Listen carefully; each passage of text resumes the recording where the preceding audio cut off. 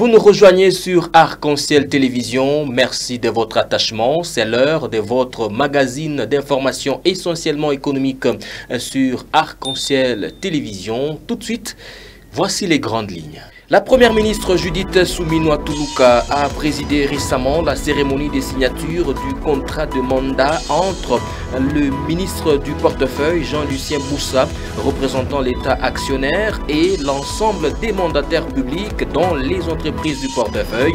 L'objectif étant d'améliorer la gouvernance à la tête des entreprises et la gestion orthodoxe du patrimoine de ces sociétés pour des meilleurs résultats possibles. C'est à suivre en début de ce magazine. À suivre également l'invité de votre journal.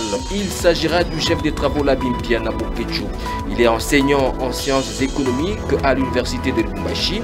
Avec lui, il sera question de revenir sur le gouvernement de la première ministre qui a stoppé l'hémorragie des dépenses en mode urgence en République démocratique du Congo, passant de 49 à 6% en un mois et restaurant ainsi le respect de la chaîne de la dépense.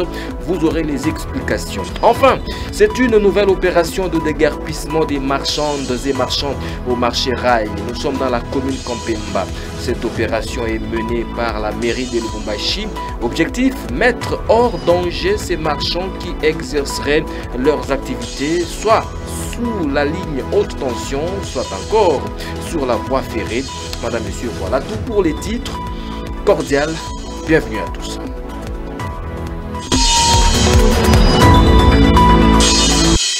Premier titre, pour améliorer la gouvernance à la tête des entreprises et la gestion orthodoxe du patrimoine de ces sociétés pour des meilleurs résultats possibles, le ministre du portefeuille Jean-Lucien Boussa, représentant l'État actionnaire, et l'ensemble des mandataires publics dans les entreprises du portefeuille ont procédé tout récemment à la signature d'un contrat de mandat. C'était en présence de la première ministre Judith Suminwa et de plusieurs membres du gouvernement.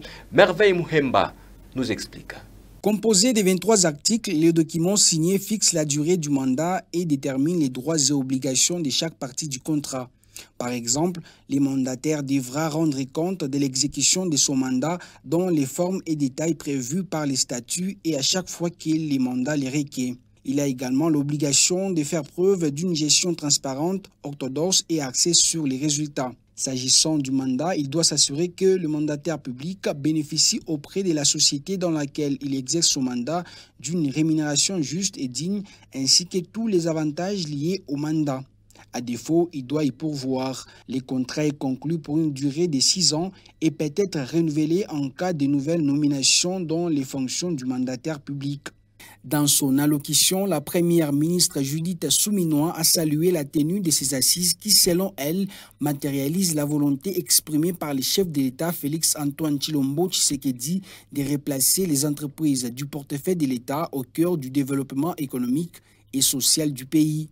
Je voudrais constater avec vous que ce jour augure une nouvelle dynamique dans la mise en œuvre du programme de gouvernement qui matérialise la vision stratégique pour le développement économique, social et politique de la République démocratique du Congo, volonté de son Excellence Félix-Antoine Tshisekedi, président de la République, chef de l'État, qui sous-tend un rôle actif des entreprises du portefeuille en vue de la relance et de la diversification de l'économie. Pour sa part, le ministre du portefeuille Jean-Lucien Boussa a recommandé les mandataires publics à faire preuve de bonne gouvernance pour atteindre les résultats attendus. Mesdames et messieurs les mandataires publics, après la signature du contrat de mandat que mon ministère se donne le devoir d'évaluer périodiquement, viendra la signature des contrats de performance en cours de préparation dans mes services. J'attends de vous tous, mesdames et messieurs les mandataires publics, des résultats concrets et palpables. La dite cérémonie a connu la participation de plusieurs membres du gouvernement, parmi eux les vice-premiers ministres de l'économie nationale, de l'intérieur et des transports, mais également les ministres du budget, de la recherche scientifique ainsi que celui de la formation professionnelle. Et puis des organisations non gouvernementales et plusieurs ou certaines multinationales mécontentes du ralliement d'autres géants miniers au combat porté par le chef de l'État congolais dans le cadre du respect de la loi sur la sous-traitance ont initié une campagne de sabotage contre les efforts déployés par justement le directeur général de l'autorité de régulation de la sous-traitance dans le secteur privé, Miguel Cachal. Dans un communiqué qui nous est parvenu, la direction de cette institution dénonce ce qu'elle qualifie de cabale montée contre Miguel Cachal. Les détails avec Arcel Logis. Ce communiqué précise que ces ONG s'insurgent contre la bataille pour l'indépendance économique insufflée par le président de la République, Félix Tshisekedi, à travers la sous-traitance. Une bataille qui prend des proportions satisfaisantes pour tout Congolais en attente des résultats probants dans le domaine de l'entrepreneuriat. L'ARSP alerte aussi sur le fait que des informations dignes de confiance en sa possession révèlent que ce multinational sont mécontents de perdre l'emprise sur le secteur qu'elles avaient en contrôlant indûment ce marché.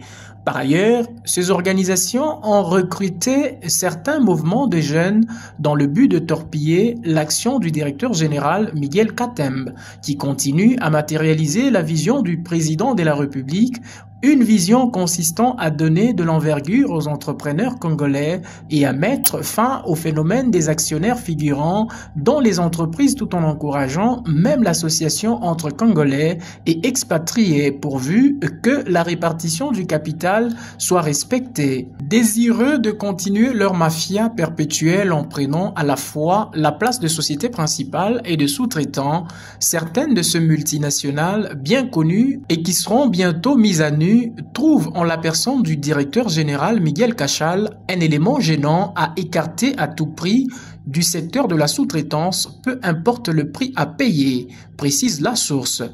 Et dérenchérir, en agissant sous forme de lobbyistes dangereux, elles se servent d'autres Congolais, pour la plupart des jeunes, des politiciens et des ONG. Sans aucun gêne, ce multinational qui ne veulent pas suivre le bon exemple de celles qui suivent déjà la vision du chef de l'État en matière de la sous-traitance à travers une application sans faille de la loi en la matière, financent leurs suppôts pour tenir des discours dans les médias qui sont aussi financés en vue de bloquer toutes les grandes actions du gendarme de la sous-traitance, note l'ARSP. On en vient à cet autre titre. Le gouvernement de la première ministre Judith Suminwa a stoppé l'hémorragie des dépenses en mode urgence en République démocratique du Congo, passant de 49 à 6% en un mois et restaurant ainsi le respect de la chaîne de la dépense. Quelle analyse faire de cette réduction d'écart en un temps record? C'est la question principale de l'entretien que le chef de travaux Labim Piana a accordé à votre télévision. Il est enseignant en sciences économiques à l'université de Lubumbashi. C'est lui l'invité de votre JT Business. Je vous prie de suivre l'échange. Monsieur Labim Piana, merci. Il est rapporté que le gouvernement de la première ministre Judith Suminwa a sensiblement réduit le taux de paiement en mode d'urgence, passant de 49% à 6% en un mois. Qu'en pensez-vous? Oui, c'est une très bonne solution. Il faut réduire ça sensiblement parce que c'est là où les gens profitent. En mode d'urgence, c'est là où il y a des détournements cascades. Parce que quand on dit en mode d'urgence, c'est-à-dire que vous cessez toutes les procédures normales et réelles. Là maintenant, vous entrez, n'est-ce pas, en train de chipoter. C'est l'une des raisons pour laquelle, à un moment donné, on dit que le mode d'urgence est accordé par le chef de l'État. Et lorsqu'on libère le mode d'urgence, eh bien, il se passe tous ces éléments-là, de fatalité-là, financière qui entraîne comme conséquence des détournements, des surfacturations et consorts. Donc c'est tout à fait normal. C'était l'une des solutions que j'avais même considérées à l'époque. Réduire très sensiblement les taux de mode d'urgence. Parce que c'est ça ce qui favorise les détournements, les vols, et voire même alimente même l'inflation. Et les déficits que nous sommes en train de générer aujourd'hui, dans certains domaines d'accord des finances publiques, relèvent d'accord de ce mode d'urgence. Dans des pays normaux, n'est-ce pas ici, Tout ne peut pas passer à 100% avec ça. C'est tout à fait normal qu'on puisse réduire ça. En quoi le paiement en mode d'urgence préjudicie les finances publiques? Mais c'est parce que, vous savez, quand on dit un mode d'urgence, peu importe les montants, si dans l'exercice budgétaire, si dans la période pour laquelle les dépenses devaient être l'objet de sa réalisation et que vous venez avec ça en mode d'urgence, on vous dit réellement que non, voilà, peu importe quel que soit les montants. Or, les paiements qui n'est pas mode d'urgence en soi, vous devez suivre la procédure et les montants seront appréciés au fur et à mesure que vous évoluez. Mais tandis qu'en mode d'urgence, les montants n'est pas apprécié, peu importe n'importe quel montant, eh bien ça sort. C'est ce qui entraîne comme conséquence, vous allez voir des déficits qui se créent à ce niveau-là.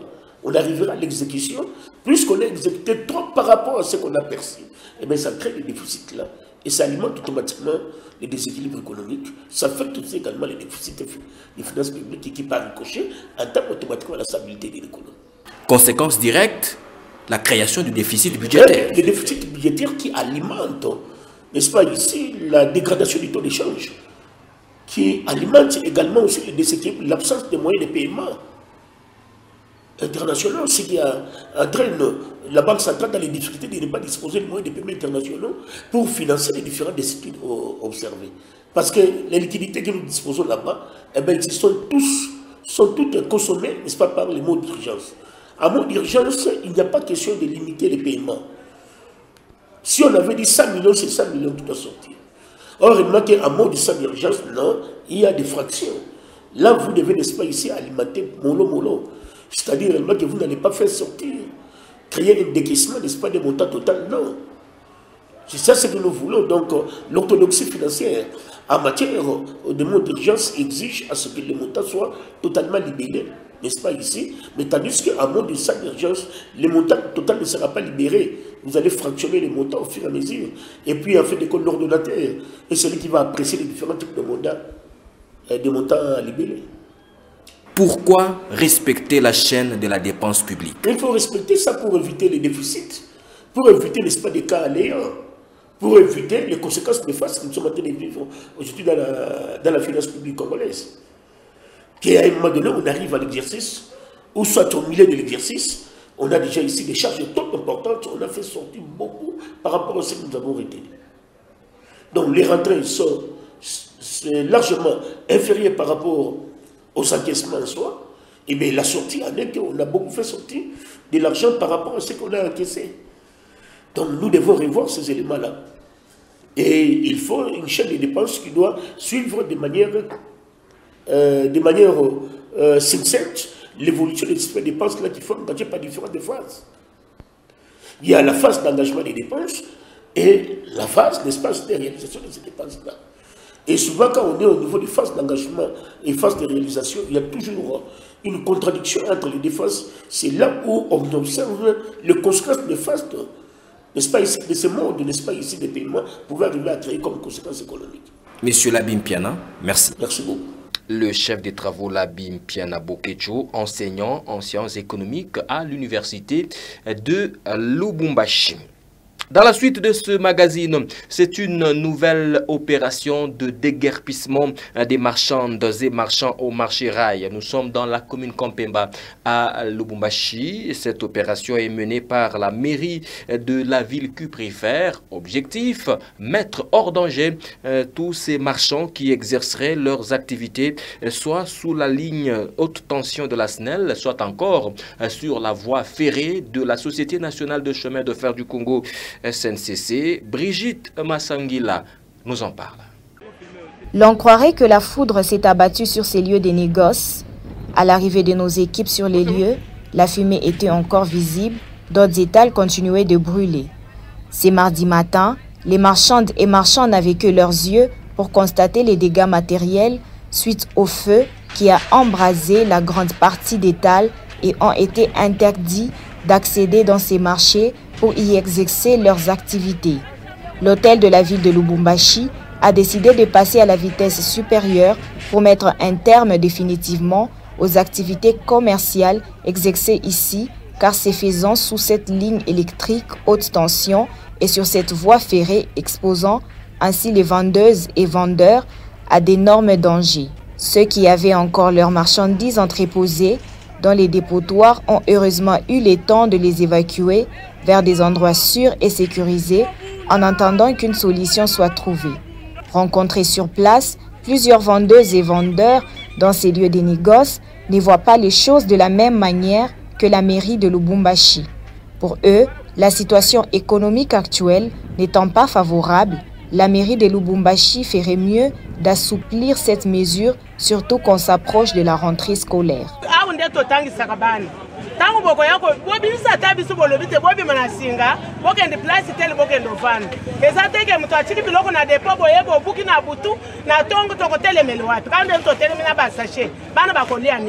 Il ne s'agit pas d'une nouvelle mesure de l'hôtel de ville, car dans le passé, ces mêmes vendeurs étaient priés d'aller occuper les marchés du peuple, un nouveau marché construit à 20 minutes des marches d'ici pour être hors danger. Malheureusement, ils ne jurent que par demeurer dans ces marchés pour exercer leurs activités commerciales. Malgré tout, le danger est bien réel et permanent sur ces lieux de négoce. Et puis chassés du marché Rail dans la commune Kampemba, les marchandes et marchands de ces lieux de négoce sont sommés de pouvoir aller occuper un autre marché semi-moderne construit non loin de là. Il s'agit du marché appelé marché du peuple construit dans la même commune. Nos équipes ont effectué un tour de ce côté-là. Voici le reportage. Ce marché situé à plus ou moins 20 minutes de marche du marché Rail a une capacité d'accueil d'environ 700 places selon le renseignement reçu sur place auprès des collaborateurs de l'administrateur de ce lieu de négoce. Depuis qu'il est ouvert au public, les vendeuses et vendeurs en provenance du marché Rail n'ont jamais voulu y exercer leurs activités pour des raisons inavouées, ont-ils déclaré auprès de nos équipes sur place. Fort était de constater ce mardi matin quelques vendeuses avaient occupé leur étal suite à l'opération qui a été menée au marché Rail. On lâché ces collaborateurs de l'administrateur du marché. Sous ces hangars devront être vendus des denrées alimentaires de grande consommation, alors qu'ici, ce sont principalement les habits usagés communément appelés la friperie qui devraient y être vendus. Là aussi, les vendeurs sont à côté au bout de doigts. Avant que les autres marchands ne regagnent le marché du peuple ce mardi matin, la seule vendeuse rencontrée ici, que vous ne verrez pas sur ces images, a toujours exercé ses activités en vendant les poissons salés pendant que les autres sont au marché Rail. Elle compte sur ses clients habituels pour écouler ses marchandises car en temps normal, ce lieu de négoce n'est pas fréquenté. Difficilement qu'elle réalise des bonnes recettes, mais cela fait un bon bout de temps que son chiffre d'affaires est au rabais, a-t-elle confié à nos équipes sur place. Ce reportage était signé Jean-Luc Tchani sous les images de Jules Kabamba. Autre titre d'actualité, cette fois-ci en bref et en images. Tout d'abord, Kinshasa, capitale de la République démocratique du Congo, va devoir accueillir le prochain forum AGOA prévu entre juillet et août 2025. C'est le fruit de la diplomatie commerciale et économique que mène le ministre congolais du commerce extérieur à Washington, aux États-Unis, à l'occasion de la grande réunion sur le renouvellement de l'AGOA, loi américaine qui permet aux pays d'Afrique subsaharienne éligibles de pouvoir exporter la plupart de leurs produits aux États-Unis sans droit des douanes et sans obligation de réciprocité. Le ministre du Commerce extérieur, Julien Paluku, est revenu à l'occasion de ces assises sur la méthodologie ayant conduit à la victoire de la RDC face aux autres États qui souhaiteraient également accueillir ces assises. Ensuite, le ministre des Finances, Doudou Fwamba Likunde, a échangé en son cabinet de travail avec son collègue de l'industrie petites et moyennes entreprises, Louis Watum Kabamba, accompagné de leurs experts et des parties prenantes, dont le Fonds de promotion de l'industrie FPI. Les deux ministres ont abordé la question de relance des entreprises industrielles, notamment la société textile de Kisangani, Sotexki en abrégé, un enjeu crucial crucial pour l'économie nationale. La relance de Sotexki s'articule sur deux axes principaux, à savoir l'équipement industriel de Kisangani et de l'Ituri, ainsi que la reprise de la production de coton. Enfin, les États-Unis d'Amérique ont réitéré leur détermination à favoriser les conditions propices à la croissance économique et ouvrir la voie à l'investissement sur les continents africains. Dans ce cadre, a indiqué le chef de la diplomatie américaine, Anthony Blinken, Washington a déjà débloqué 3 milliards de dollars américains à l'expansion du corridor de Lobito, un tronçon d'infrastructure ferroviaire qui surpente à travers des régions riches en minerais et en pétrole de l'Angola, de la RDC et de la Zambie. Et l'on change de registre pour parler cette fois-ci des prix des denrées alimentaires des grandes consommations à Lubumbashi, période allant du 22 au 27 juillet 2024, selon le tableau qui est affiché devant vous. L'on note que les prix ont bougé par-ci par-là. C'est comme ça qu'un carton de cuisse poulet se négocie entre 95 500 francs congolais et 60 000 francs congolais, selon les poids justement. Un carton de chinchard, selon les poids aussi, entre 165 500 francs congolais et 90 000 francs congolais. Un sac de farine, le prix n'a pas bougé ou non pas bougé, selon les différentes qualités.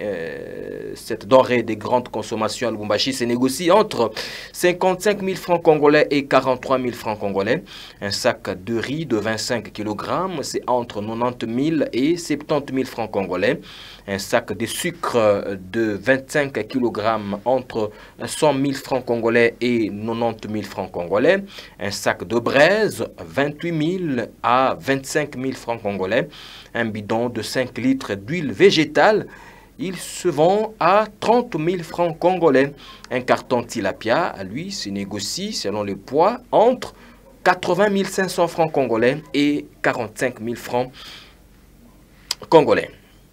Voici à présent le comportement des prix de certaines matières premières d'exportation de la RDC sur les marchés internationaux. Période allant du 22 au 27 juillet 2024. Voici le tableau qui indique ces différents comportements.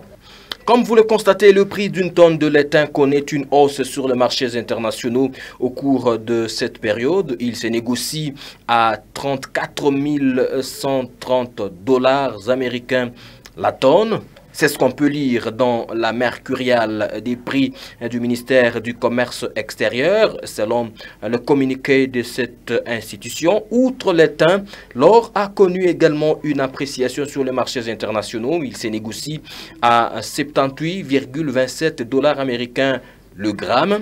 Par ailleurs, le cuivre, le cobalt et le zinc se négocient à la baisse au cours de la semaine du 22 au 27 juillet en s'établissant respectivement à 9 628 $ la tonne, 26 146 $ la tonne et 2 870 $ la tonne. Et pour terminer, voici l'évolution du taux d'échange fin semaine, c'est-à-dire fin semaine du 22 juillet 2024 sur le segment officiel, c'est-à-dire selon les données fournies par la mère des banques, la Banque centrale du Congo. $1 américain au cours indicatif, il équivaut à 2 845 francs congolais. 1 euro, il équivaut à 3 088 francs en congolais. 1 franc CFA équivaut à 4,70 francs congolais. Un kwacha zambien, il équivaut à 109 francs congolais, alors qu'un rand sud-africain, lui, équivaut à 155 francs congolais. C'est la fin de votre magazine d'information essentiellement économique. Madame, Monsieur, merci de continuer de nous regarder sur Arc-en-Ciel Télévision et Arc-en-Ciel RTV officiel. Au revoir.